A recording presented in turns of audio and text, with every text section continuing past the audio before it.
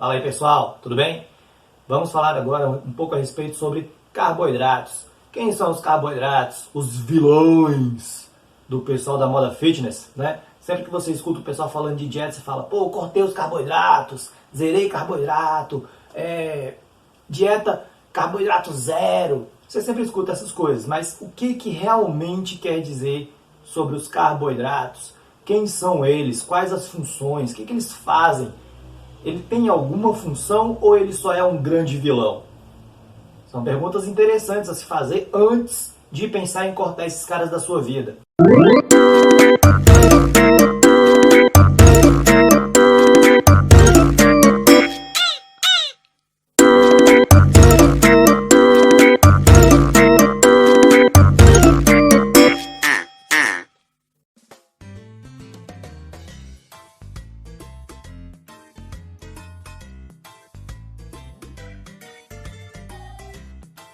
Primeiro, os carboidratos, eles têm uma função importantíssima na sua vida.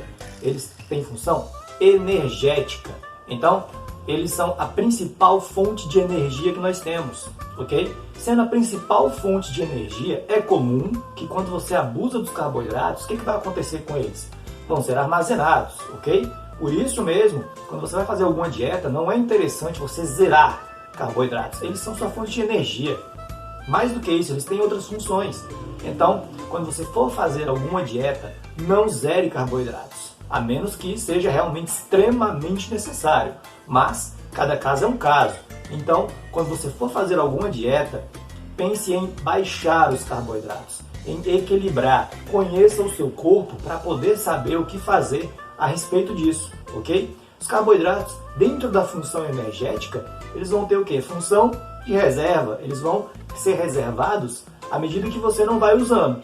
Comi demais, não utilizei, reserva. Comi, não usei, reserva, ok?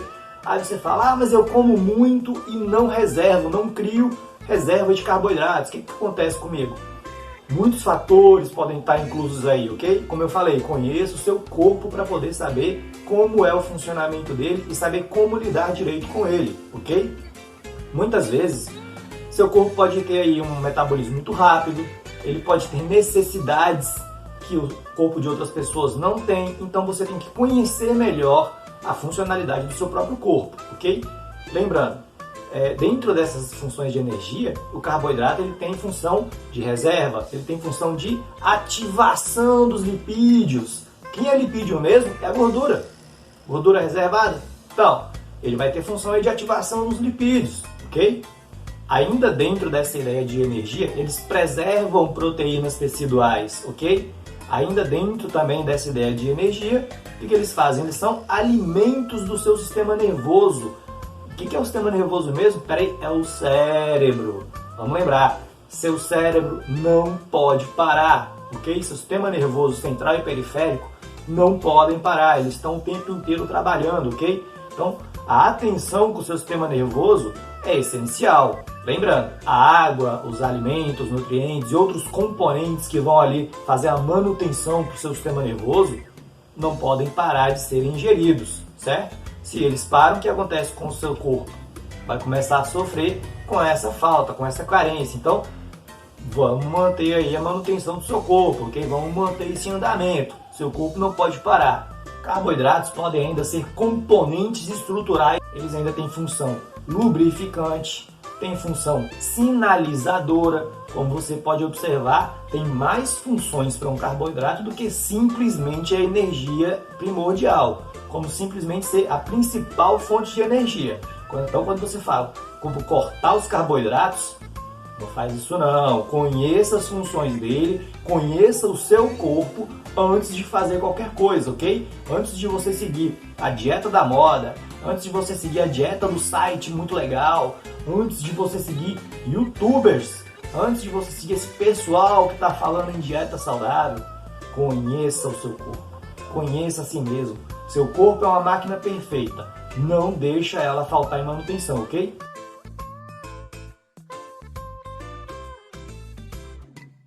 E quem são os monossacarídeos? Monossacarídeos são as moléculas mais simples dos carboidratos. são os carboidratos simples, certo? Quando você ouvir falar em carboidratos simples, a gente está falando de monossacarídeos, possivelmente. Eles são formados por uma molécula muito básica de CH2O, certo? E sempre que você pensar em carboidrato, é uma molécula sim que você vai pensar. Você só vai mudar a quantidade de elementos, ok? Então, sempre que eu pensar em carboidratos, eu vou pensar em carbonos, hidrogênios e oxigênios, ok? Carboidratos, ok? Então, a classificação dentro dos monossacarídeos, ela vai depender muito da quantidade de carbonos, ok? Então, quando a gente estiver falando de classificação dos carboidratos simples, né, dos monossacarídeos, a gente vai estar falando de um aumento de carbonos e vamos lembrar que, de acordo com o balanceamento químico, se eu aumento um, eu aumento os outros, correto? Eu não tenho como aumentar um sem aumentar os outros. Então, quando eu estiver falando de uma triose, eu estou falando de 3 carbonos. Se eu tenho 3 carbonos, eu tenho quantos hidrogênios? 6. Se eu tenho 6 aqui e 3 aqui, eu vou ter 3. Lembra? É balanceamento químico básico, ok? Eu não aumento um sem aumentar os outros, certo? Então, eu tenho uma triose. Se eu tenho 3 carbonos aqui agora, vou ter 3 carbonos aqui. O que eu vou ter agora aqui de hidrogênios? Eu vou ter 6.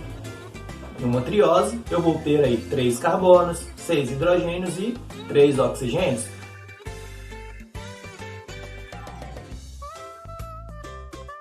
Então, dentro dessas classificações de carboidratos mais simples, eu vou ter aí as trioses, por exemplo. Triose está referente a quê? A quantidade de carbono. Se eu tenho uma triose, eu tenho 3 carbonos. Se eu tenho uma tetrose, eu tenho o quê? 4 carbonos. Uma pentose, 5 carbonos. Uma hexose, 6 o quê? Carbonos. Então, dentro dessa classificação vai variar o quê? A quantidade de carbonos. E isso vai o quê? Alterar a sua classificação mediante os carboidratos mais simples. Fechou?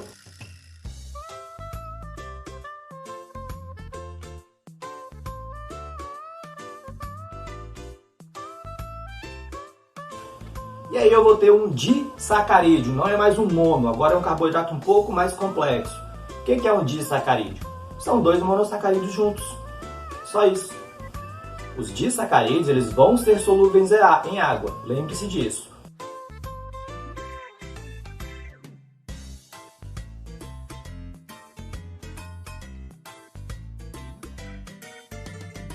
Já os polissacarídeos, eles vão ser formados por quê? Vão ser formados por extensas cadeias. São muitos monossacarídeos unidos ali, ok? Poli, muitos. Você tem disacarídeos, 2 monos, polissacarídeos, muitos monossacarídeos unidos. São cadeias mais extensas. Sendo cadeias mais extensas, são carboidratos mais complexos, um pouco mais difíceis de serem utilizados, mas ainda assim mais fáceis do que uma molécula de lipídio.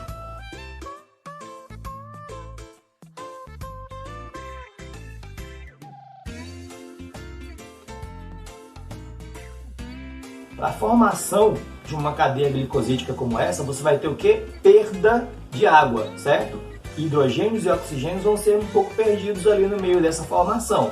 Isso acontece, né? Então, para a ligação glicosídica, você ocorre perda de água, certo? Então, tenho aqui 2 cadeias, quero unir, vou unir, mas perdi um pouco de água aí, faz parte. Você fala, mas tá tudo muito bonito, tá interessante, legal, adorei, polissacarídeos, mas onde é que eu vejo esses negócios? Bom, você pode encontrar polissacarídeos, certo? Carboidratos complexos, dentro de coisas muito simples. Celulose, por exemplo, nas árvores você encontra polissacarídeos.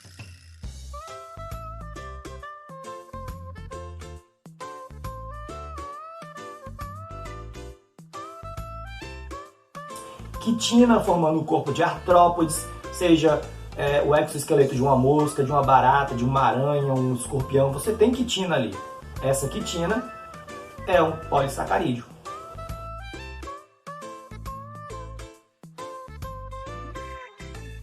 Você também vai ter aí um polissacarídeo no amido. Como eu amo comer esse polissacarídeo. Nossa, é o amor da minha vida. O amido é uma das minhas moléculas preferidas. Assim como uma das minhas enzimas preferidas é a amilase salivar, enzima que está na boca e ajuda a digerir o amido. Amo essa enzima. E aí você tem também outro polissacarídeo muito comum, é o glicogênio.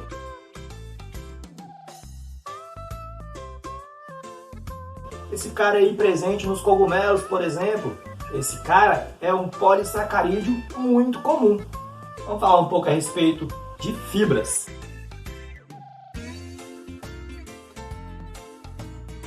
Quem são as fibras? Esses negócios aí que mamãe fala sempre, você vê nos comerciais nutricionais aí. Quem são as fibras? É rico em fibras. O que isso quer dizer?